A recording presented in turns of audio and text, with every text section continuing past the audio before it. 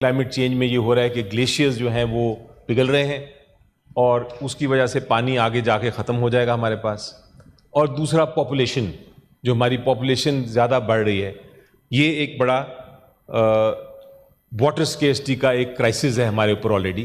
اور اس کو اسی لیے میں سمجھتا ہوں کہ یہ ٹیررزم، دہشت گردی جتنا یہ اہم بات ہے. ہمارے جتنے پاور پروجیکٹس ہیں، جتنے ڈیمز ہیں، وہ اسی پانی کے اوپر بنے ہوئے ہیں. تو اس لیے اگر یہ ہم اس کو ہم سمجھتے ہیں کہ یہ ایک واٹر بامب ہمارے اوپر پڑا ہوا ہے جس کو ہم نے ڈیفیوز کرنا ہے، اس کو ختم کرنا ہے.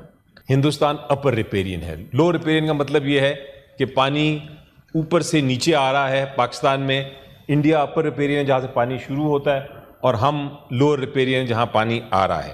ہندوستان، جب پاکستان کی پارٹیشن ہوئی اور پاکستان بنا، تو ہندوستان نے ایک چیز طے کر لی، اور وہ یہ تھی جناب پریزائڈنگ افسر کہ پاکستان کو پانی کے ذریعے ہم نے پریشر میں رکھنا ہے. جی دیکھیں جناب پریزائڈنگ افسر، یہ جو پانی کا ایشو ہے یہ اتنا ہی اہم ہے پاکستان کے لیے جتنا ٹیررزم، دہشت گردی کا جو مسئلہ ہے.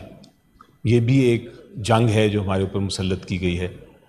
اور مجھے افسوس پھر سے یہ تھا شروع میں، اب تو کچھ شکر ہے حکومت کے لوگ آ گئے، کیونکہ اتنا اہم معاملہ ہے.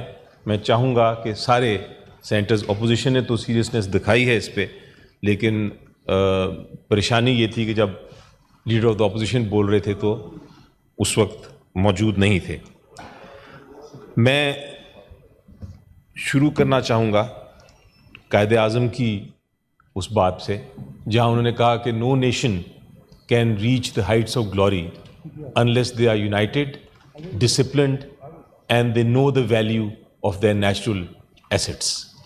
یعنی کہ ہر قوم کو اپنے جو اثاثے ہیں ان کا اگر اہمیت کا نہیں پتہ تو وہ اونچائی تک نہیں پہنچ سکے گی. اس لیے آج آپ کے سامنے جو میں کچھ گفتگو کرنے جا رہا ہوں وہ ایک پاکستان کے پانی کے محافظ کے طور پہ ہے. یہ کوئی سیاسی سپیچ نہیں ہوگی جس طرح آپ نے ذکر کیا. یہ ایک صرف پانی کے محافظ کے طور پہ میں کچھ گزارشات کرنا چاہوں گا.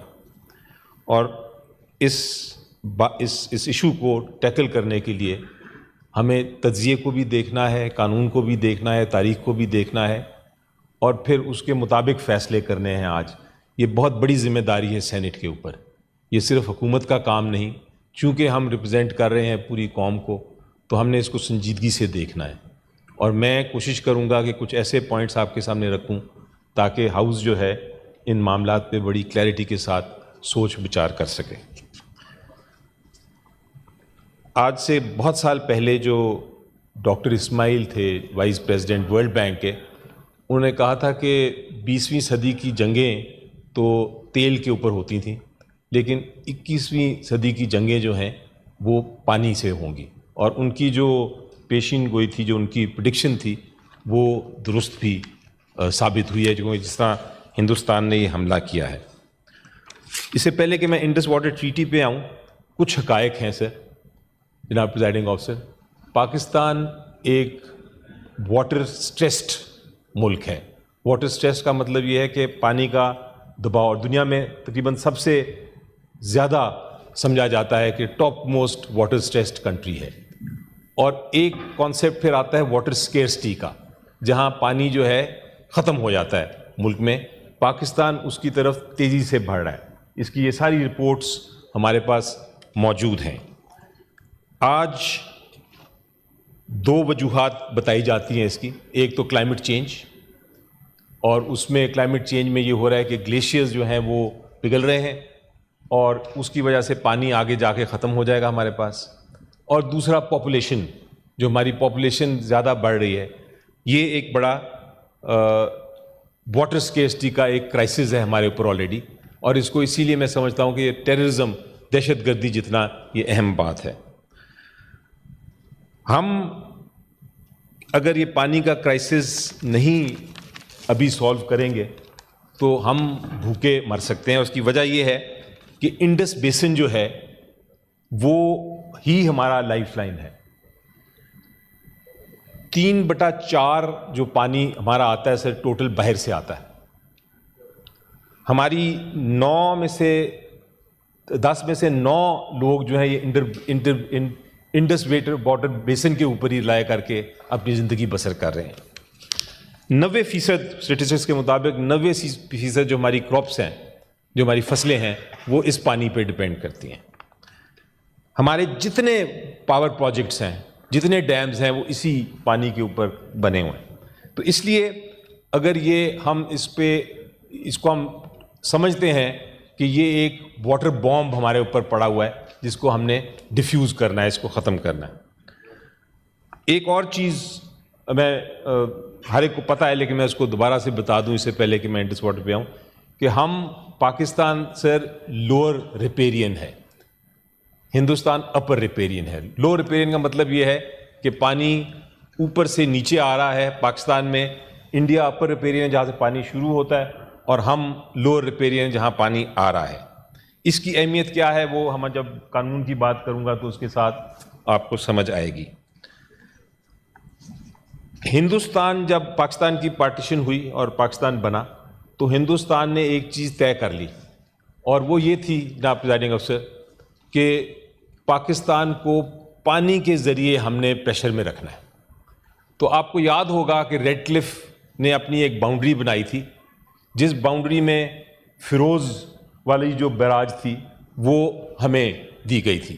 آخری منٹ پہ ریڈ کلف نے وہ لائن جو تھی باؤنڈری ڈرا کر کے تو وہ وہاں دے دی. کشمیر کا بھی ایشو پانی کی وجہ سے ہی انہوں نے رکھا الائیو. تو جس دن پاکستان ہماری انڈیپینڈنس ہوئی اس کے 7 مہینے کے اندر پہلا کام جو کیا، پانی کو استعمال کیا انڈیا نے ایک ویپن کی طرح، ایک ہتھیار کی طرح، اور انہوں نے ستلج کا پانی بند کر دیا فیروز پور جو بیراج تھی اس کے ذریعے. جب وہ بند کر دیا تو ایک دم پاکستان نے ریئلائز کیا کہ ہم تو لوور ریپیرین ہیں اور یہ ہندوستان جو ہے یہ پانی کو استعمال کر سکتا ہے. 12 سال لگے اس کے بعد سر ہمیں. 12 سال میں انٹرنیشنل دنیا بھی اس میں آئی، یونائٹڈ نیشنز بھی آئی، ورلڈ بینک بھی آئی، اور انہوں نے بیٹھ کے پھر فائنلی یہ طے کیا انڈس واٹر ٹریٹی کے ذریعے کہ ہم جو ہے فیصلہ کر لیں کہ اس پانی کو کس طرح ہم نے چلانا ہے. ہمارے سامنے 2 اس وقت ایشوز تھے.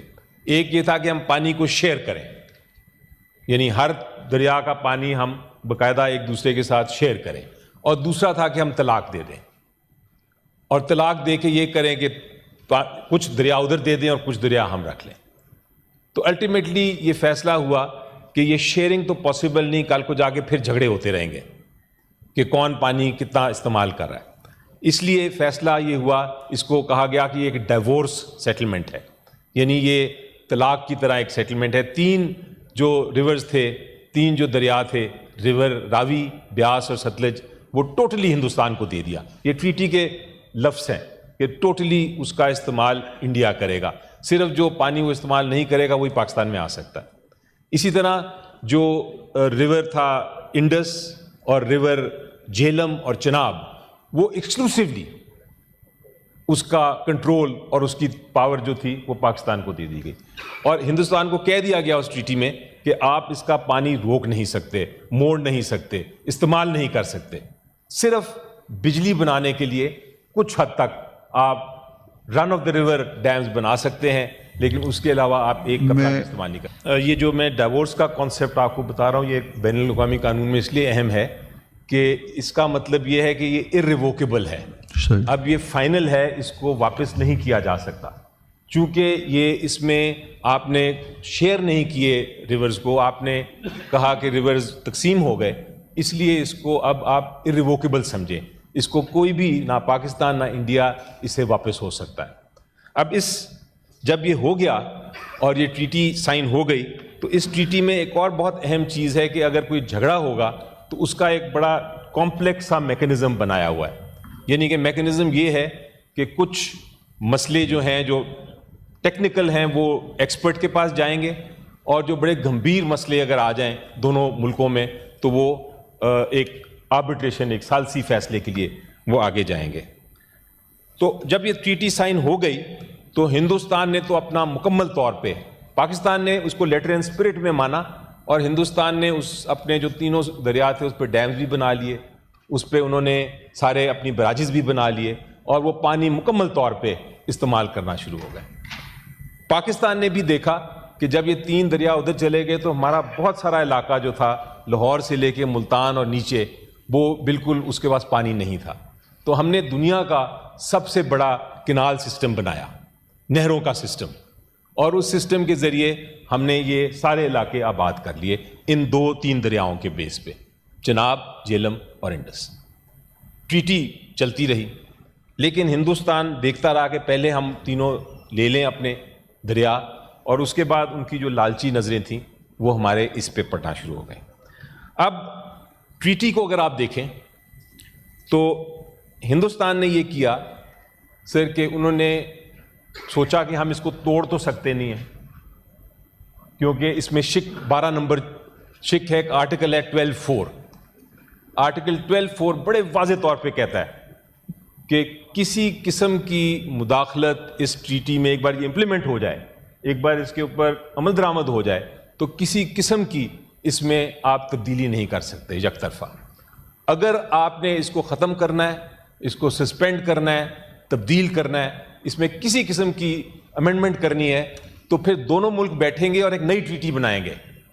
اگر وہ دونوں ملک نئی ٹریٹی نہیں بناتے تو کسی قسم کی آپ تبدیلی نہیں کر سکتے۔ یہ آرٹیکل 12(4) آپ پڑھ لیجئے، بڑا سمپل آرٹیکل ہے 12(4) جس میں یہ لکھا ہوا ہے۔